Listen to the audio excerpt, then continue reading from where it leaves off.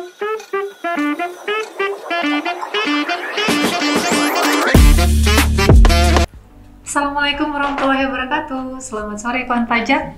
Selamat berjumpa kembali dengan kami tim penyuluh KPP Madya Pekanbaru di segmen Rujak Rumpi Pajak KPP Madya Pekanbaru.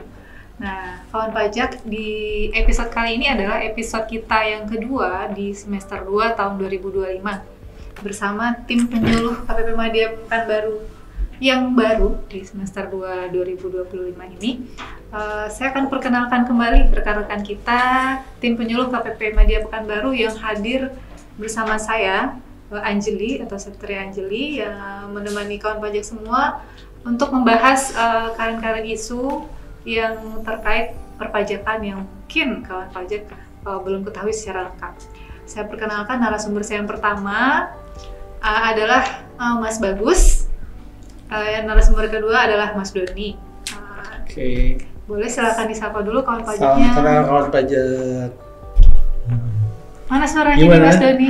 Sehat kawan pajak, semua sehat semua ya? Semua sehat setelah 2 minggu kita tidak bertemu lagi ya, kita jumpa lagi. Yang penting sehat ya. Tadi apalagi sekarang kondisi suasana, iya betul. Panas, hujan, jadi kita harus jaga kondisi. Jaga kesehatan yang penting jangan lupa ya kawan pajak ya. Sepertinya Mas Doni agak kurang sehat. Saya kehujanan. Oh iya. Takut sama hujan ya Mas Doni? Enggak. Oh, kirain takut, karena mereka keroyokan biasanya. Iya betul. Kalau hujannya satu, kita mungkin nggak takut. Betul. Ya. Maaf saya kurang budgetnya. Tapi kawan pajak semoga selalu sehat. Ini Semoga selalu sehat. Untuk segmen kita kali ini kawan pajak mungkin sekilas sudah bisa melihat di thumbnail topik yang akan kita bahas pada siang hari ini, yaitu norma penghitungan penghasilan neto atau NPPN. Tapi memang banyak dari kawan pajak yang belum tahu atau hanya mendengar selentingan saja info-info dari, mungkin kita ada blast informasi dari berbagai sumber, tapi tidak mengetahui secara detail dan jelas, dan itu yang akan kita bahas pada siang hari ini. Gitu. Untuk pertama kali mungkin kita mulai dari mana dulu ya? Pengertian ya. Pengertian dari apa sih itu NPPN, apa sih itu norma, kita sering dengarnya norma ya, mungkin boleh dijelaskan Mas Bagus. Ya simpelnya norma itu semacam cara mudah lah untuk menghitung pajak penghasilan itu. Jadi kita memiliki ada pajak penghasilan bruto ya, kemudian dikalikan dengan persentase tertentu yang telah ditetapkan oleh Direktorat Jenderal Pajak. Nah nanti kita tinggal kalikan aja penghasilan brutonya dengan persentase dari norma penghasilan netonya itu, sehingga nanti akan penghasilan netonya. Jadi kita tidak perlu lagi repot-repot menghitung terkait dengan pembukuannya, penghasilannya berapa, biayanya berapa. Jadi untuk penghasilan neto cukup dengan mengalihkan dengan norma yang telah ditetapkan oleh Direktorat Jenderal Pajak. Normanya sudah diatur persentasenya ya? Iya, persentasenya. Berarti ini untuk wajib pajak yang tidak melakukan pembukuan. Tidak menyelenggarakan pembukuan. Berarti ini semacam cara yang lebih simpel untuk menghitung penghasilan bersih. Iya, menghitung penghasilan bersihnya. Jadi sebetulnya memang harus pembukuan ya? Iya. Tapi pada dasarnya mungkin konsepnya wajib pajak wajib melakukan pembukuan, tapi untuk wajib pajak kriteria tertentu lah bahasa tanda kutipnya ya. Ya, yang omsetnya mungkin di bawah 4,8 miliar itu boleh melakukan pencatatan. Nah, karena dia melakukan pencatatan kan mungkin tingkat kesulitan atau enggak tingkat kompleksitasnya kan lebih ini ya, lebih memudahkan wajib pajak. Nah, sehingga untuk menghitungnya menggunakan norma itu. Iya. Mungkin ini udah mulai ke subjeknya kali ya, penggunaan norma. Tadi udah disinggung oleh Mas Bagus, bagi wajib pajak yang tidak menyelenggarakan pembukuan. Berarti menyelenggarakan pencatatan. Berarti tentunya ada kriteria-kriteria khusus bagi wajib pajak. Tidak seluruhnya berarti yang boleh menggunakan norma. Tentu ada ketentuan bagaimana caranya supaya wajib pajak boleh menggunakan mekanisme ini. Untuk persyaratannya sendiri nih, wajib pajak yang gimana sih yang menggunakan norma ini? Ya, kalau wajib pajak badan kan meskipun omsetnya di bawah 4,8 dia wajib pembukuan. Nah, berarti selain wajib pajak badan. Selain wajib kan? pajak badan ya. Berarti wajib pajak orang pribadi. pribadi. Nah, terus yang kedua dari segi omset. Omset. Ya, ketika orang pribadi dia boleh pencatatan, tapi kalau omsetnya di atas 4,8 miliar, ya berarti dia sudah harus melakukan pembukuan. Berarti syarat kedua omsetnya harus di bawah 4,8 miliar ya. Kemudian ya melakukan pekerjaan bebas ya kan, atau usaha ya kan, ya bukan pegawai ya. Kalau pegawai nggak usah. Tidak perlu ya. Tidak perlu. Ada orang pegawai gajinya 10 miliar ya nggak usah pembukuan juga. Gitu. Kemudian habis dia memenuhi syarat itu dia harus menyampaikan juga. Menyampaikan ke DJP ya. DJP, ini yang mau pemberitahuan tadi ya. Iya, bahwa dia akan memilih menggunakan norma. Emang kenapa Pak kalau nggak menyampaikan? Kalau nggak menyampaikan apa ya? Berarti dia nggak berarti pembukuan ya? Berarti iya. BP-nya dianggap memilih pembukuan kalau dia tidak menyampaikan. Karena kan bahasa simpelnya orang ini akan kasih tahu nih ke Direktorat Jenderal Pajak. Direktorat Jenderal Pajak, saya untuk tahun pajak ini ya saya akan norma tidak menggunakan pembukuan, kasih tahu dulu. Karena kalau dia dianggap tidak menyampaikan, dia dianggapnya memilih pembukuan. Gitu. Mungkin sebelum kita masuk ke teknis nanti pengajuannya bagaimana, banyak dari wajib pajak mungkin yang masih bertanya-tanya. Tadi kan Mas Bagus udah singgung subjeknya salah satunya yang menjalankan usaha atau pekerjaan bebas. Kalau menjalankan usaha mungkin wajib pajak bisa tergambar ya, misalnya ya, dagang, punya toko, punya kios, outlet online dan sebagainya. Iya, nah, betul. Tapi wajib pajak juga sering mendengar istilah pekerjaan bebas. Nah, pekerjaan bebas yang dimaksud di sini yang menggunakan norma itu apa aja sih? Maksudnya yang konkret contohnya siapa? Iya. Mungkin salah satu tenaga ahli yang melakukan pekerjaan bebas. Tenaga ahli. Iya, karena tenaga ahli kan bisa jadi dia sebagai posisinya sebagai karyawan atau juga dia melakukan pekerjaan bebas. Mungkin Mas Doli bisa tenaga ahli siapa aja Mas? Tenaga ahli tuh kayak arsitek, dokter. Jadi dia kerja jadi pegawai tapi dia di luar juga punya keahlian yang digunakan oleh pihak lain gitu ya? Digunakan pihak lain terus dia dibayar untuk itu. Nah itu dia punya istilahnya punya pekerjaan bebas. Itu paling simpel gitu. Contohnya dokter kali Mas Doli ya? Ya dokter kan ada yang kerja di rumah sakit tapi dia juga buka praktek di luar. Iya. Nah kayak gitu-gitu. Berarti kalau untuk dokter contohnya yang nggak hanya kerja di satu rumah sakit barangkali gitu ya, nggak hanya sebagai pegawai sebagai rumah sakit itu. Karena kan ada juga dokter yang buka praktek sendiri di rumah atau dia ada kata praktek di rumah sakit tapi dia posisinya bukan pegawai di rumah sakitnya. Jadi ada hubungan bisnis lah mungkin ya. Berarti yang dipekerjakan sebagai tenaga ahli yang dimaksud tadi ya? Iya. Maksudnya dia tidak terikat aja, makanya disebutnya bebas. Dia tidak terikat, jadi mungkin dia dibayarnya hanya berdasarkan pasien yang datang gitu kan. Ada bagi hasil antara rumah sakit sama dokternya seperti itu. Konsultan pajak, notaris. Oh iya, konsultan pajak, notaris ya. Iya. Apalagi pengacara mungkin termasuk nggak ya Mas? Iya, pengacara gitu ya. PPAT, itu PPAT ya. Pelawak. Iya, pelawak juga. Iya, termasuk artis juga. pekerja hiburan ya. Iya, tapi dia tadi bukan tenaga ahli. Jadi maksudnya kategori pekerjaan bebas. Berarti definisi pekerjaan bebas di sini luas ya untuk wajib pajak orang pribadi yang tidak bisa mendefinisikan dengan pembukuan mungkin ya biaya dan lain-lain. Vlogger. Ya, nah itu dia. Sekarang lagi tren. Influencer, konten kreator, influenza. Itu flu, sakit. Influencer, konten kreator entah itu di sosial media kan bentuknya udah banyak yang sekarang ya. Yang mendapatkan penghasilan dari pekerjaannya sebagai apakah bisa disebut entertainment atau enggak atau lebih ke intinya pekerjaan bebas lah gitu ya. Kan dia kan dapat uang dari platformnya atau enggak kalau ada yang nyuruh endorse. Nah, tapi kan dia juga ada biayanya kan. Ada biaya penyusutan kameranya, biaya koneksi internetnya, repot ngitungnya ya udah pakai pencatatan. Karena dia mungkin kurang detail catatnya repot ya udah pakai pencatatan, kemudian penghasilan netonya dihitung menggunakan normal. Kalau pencatatan kan sebetulnya dia nggak nyatet beban ya Pak ya? Iya, dia cuma nyatet omsetnya Penerimaan aja, penerimaan penghasilannya aja.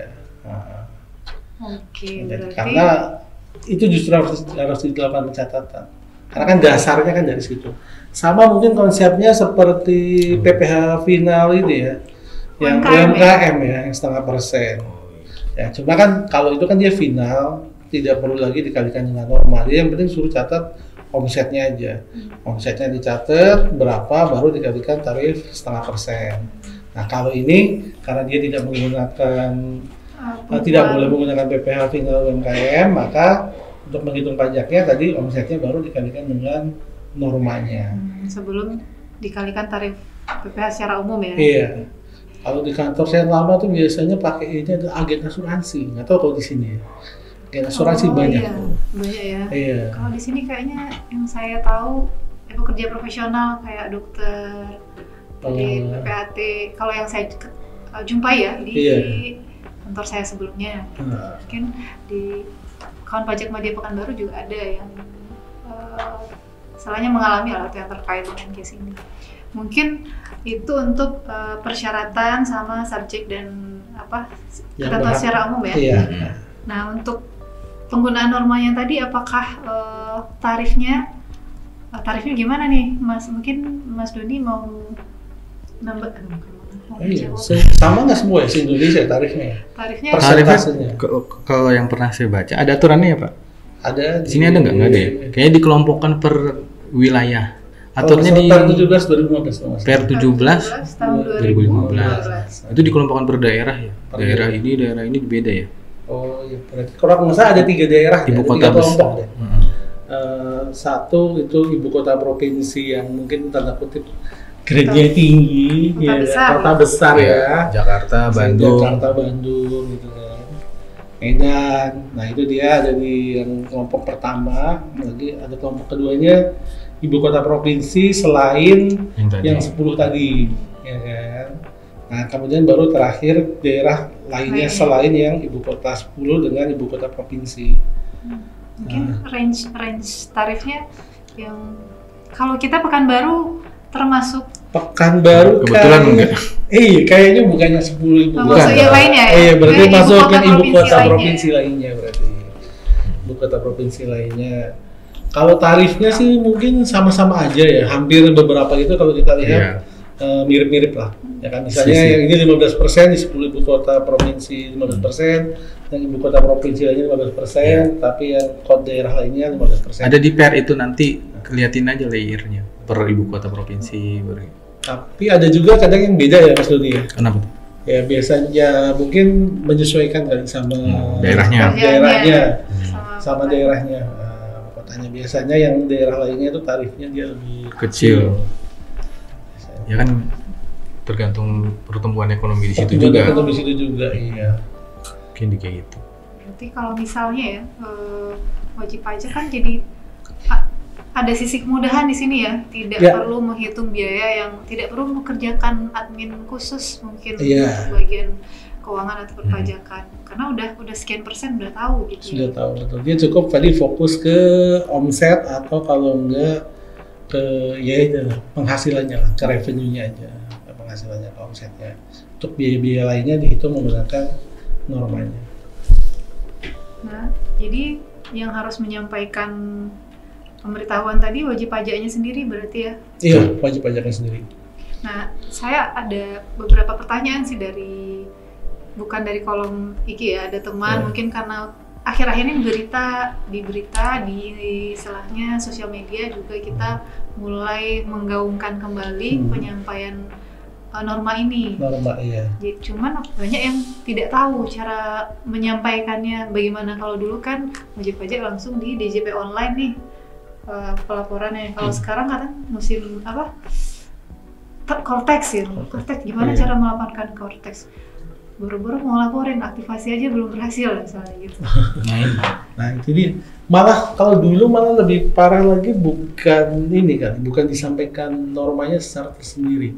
Malah dulu mungkin banyak wajib pajak itu menyampaikan norma sebagai lampiran dari SPT tahunan. Oh, itu sebelum DJP online kayaknya. Sebelum DJP online ya, masih fisik ya. Jadi dia lapor SPT, di belakangnya lampiran pemberitahuan norma. Padahal sebenarnya pemberitahuan norma dengan SPT disampaikan secara terpisah gitu Mas. Harusnya terpisah. Sama karena kan memang kan norma pemberitahuan norma itu untuk tahun berikutnya. Tahun berikutnya. Iya, untuk SPT 2024 berarti dia kan nyampein SPT 2024 di Maret 2025. Iya. Nah, harusnya bulan Maret itu dia juga nyampein pemberitahuan normanya. Gitu.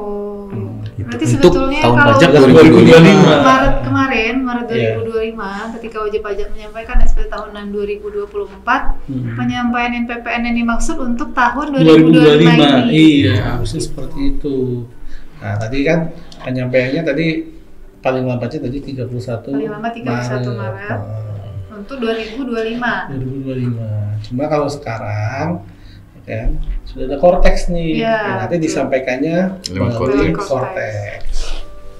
Nah, tapi sekarang kan sudah nggak Maret lagi nih Mas Bagus. Nah, itu dia. Karena mungkin Cortex ini masih baru. Ya, jadi mungkin banyak wajib pajak yang belum tahu, ya kan. Kalau nggak salah sih sempat awal-awal itu, kalau jika sudah melewati 31 Maret itu penyampaian Cortex nggak bisa.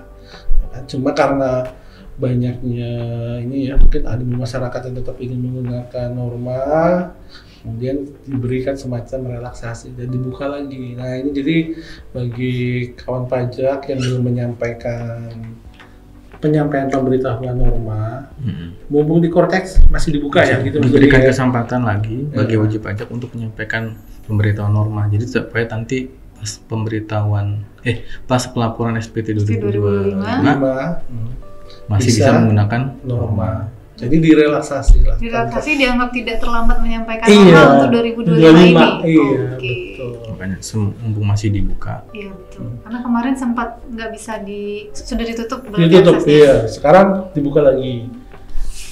Mungkin Mas Doni kayaknya kemarin ya yang coba langsung di. Iya saya sempat nyoba. Ikutin ini. Nah nanti mungkin tapi kalau kita play ini, kawan pajak bisa coba juga ya nanti ya. Nah, karena sebelumnya lewat formulir atau lewat DJP online dan sekarang lewat Cortex, mungkin langsung dikasih istilahnya cara penyampaian caranya boleh ya. Jadi nanti bisa kawan pajak bisa ini ya buka di akun Cortexnya kawan pajak bagaimana cara penyampaian terkait dengan norma penghitungan penghasilan itu. Klik dulu, klik di situ baru. Oke. Pertama harus bisa login. Ya, tentu login dulu. Karena banyak yang belum aktivasikan.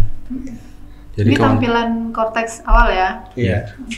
Berarti untuk bisa login ya kawan pajak harus aktivasi akun dulu di Cortex. Nanti kita sebenarnya 2 minggu yang lalu ya kita udah sampaikan. Udah bahas aktivasi akun dan cara daftar. Pengajuan kode transaksi juga. Iya.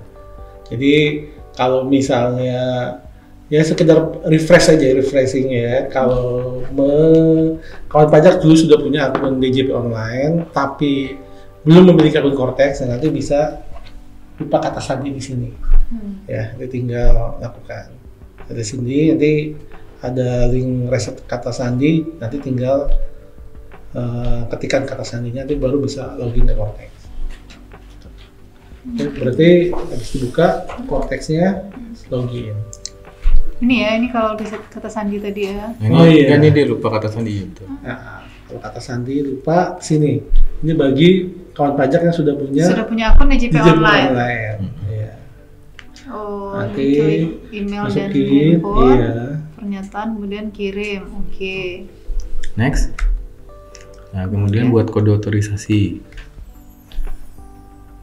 Kode otorisasi ini digunakan untuk ini ya, penggantinya tanda tangan ya. Tanda tangan elektronik. Iya.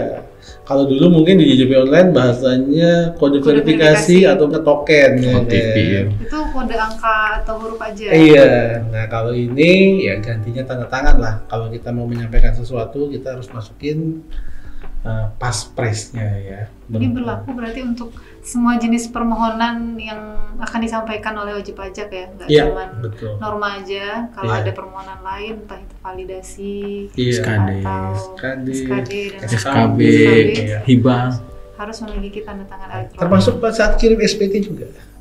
Oh iya, nanti di awal tahun pada saat pelaporan SPT butuh tanda tangan elektronik ya? Iya, nah ini. Masuknya ke menu mana?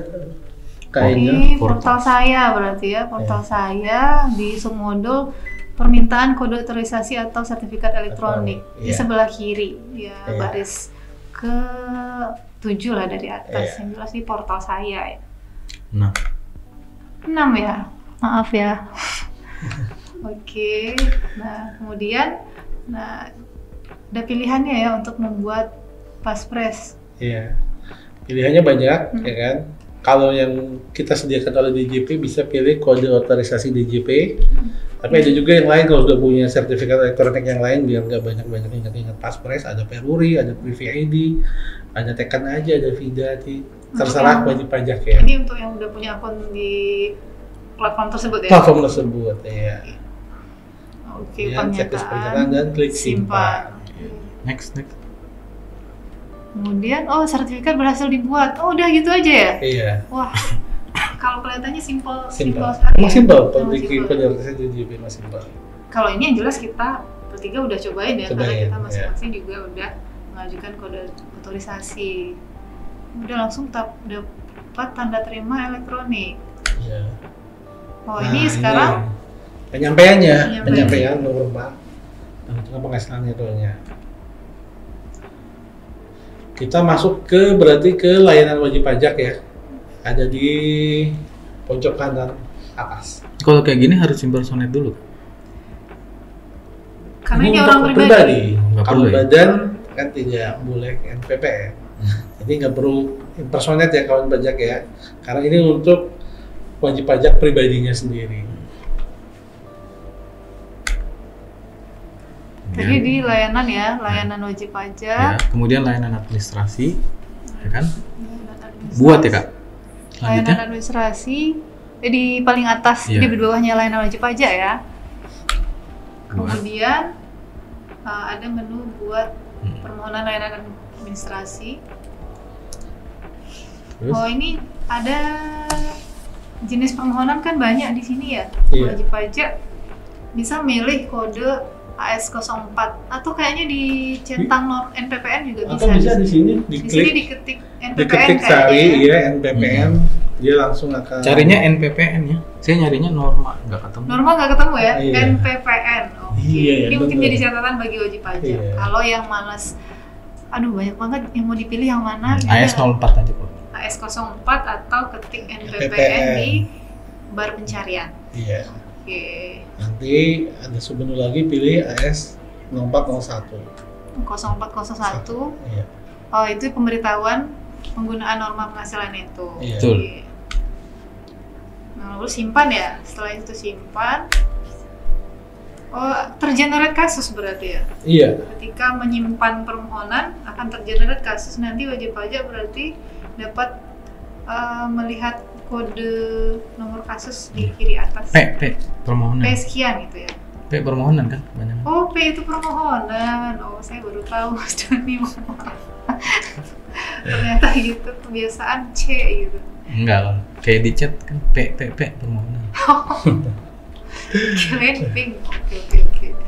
Oke, ini nomor kasus, nanti wajib pajak dapat melanjutkan di alur kasus. Nah, ini alur kasus ini paling penting nih. Karena kadang begitu udah dapat permohonan bingung dia, ini larinya kemana?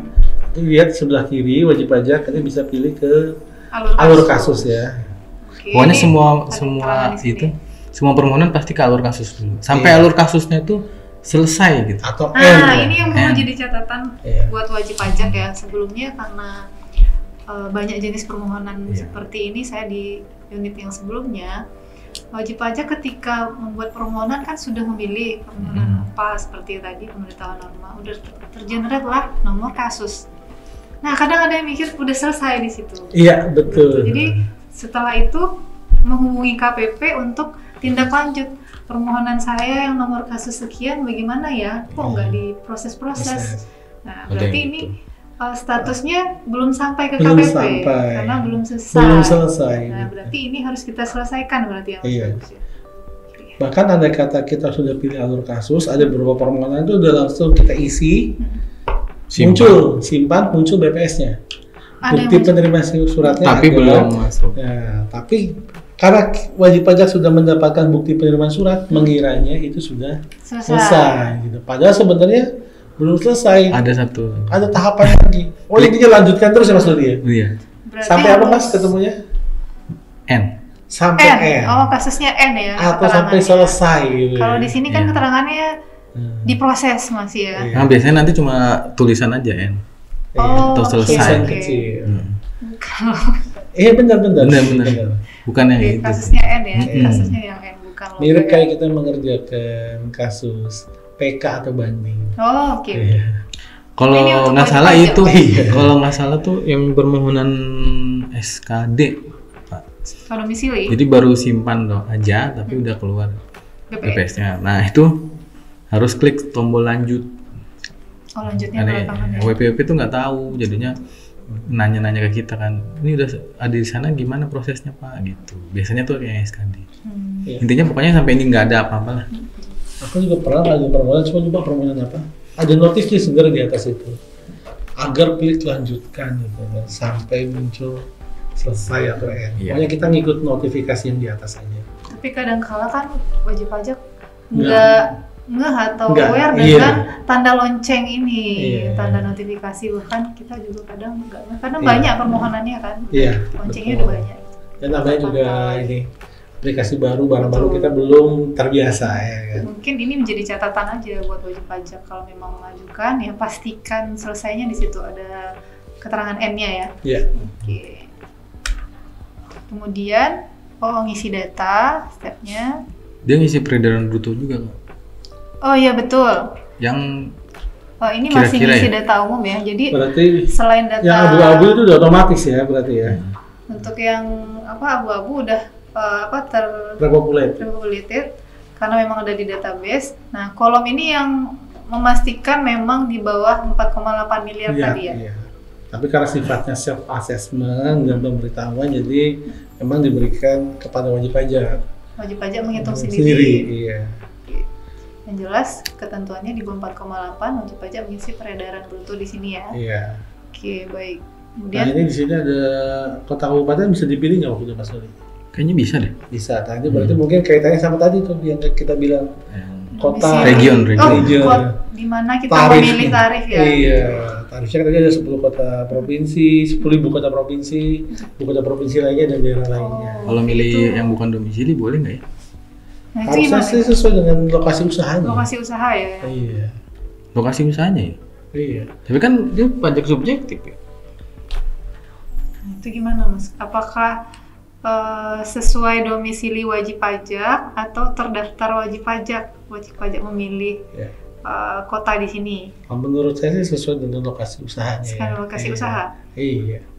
Karena kan Tapi Pak, Kalau maaf, yang lokasi kalau usahanya itu banyak, beberapa tempat gitu, Nah, begitu, punya Pak. cabang misalnya, kayaknya subjek sih Pak. atau sesuai karena Ya. di sini Menurut saya subjek sih. ya nantilah kita lihat berikutnya aja ya. Oke ya. Nah, Yang jelas yang paling penting ini diisi dulu nominalnya ya. ya, harus di bawah 4,8 Di bawah 4,8 miliar. Kemudian udah scroll ke bawah simpan ya. Simpan. Simpan dan oke. Nah, inilah tercreate PDF file Suratnya. surat pemberitahuan ya, surat permohonan yang terdownload otomatis Iya. tanpa wajib pajak mengetik manual. Nanti di sini sign ya berarti ya. Baru create dulu. Create PDF, Create dulu baru nanti. simpan dulu ya. Iya. Simpan. Create dulu, diisi dulu. Nah, Ini isinya banyak nih. Di sini ada jenis dokumen. klasifikasinya itu kan. Klasifikasi mungkin kalau kita bikin surat itu ada kan. Segera, sangat biasa, segera. sangat segera. Nah, itu. Rahasia.